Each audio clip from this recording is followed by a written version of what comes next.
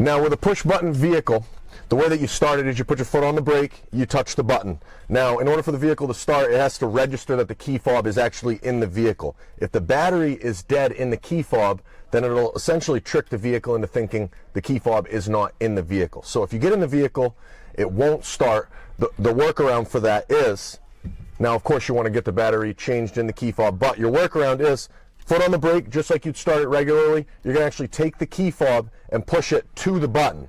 And in doing so, the vehicle will then start. At that point, you can get to your closest dealer, get the battery replaced.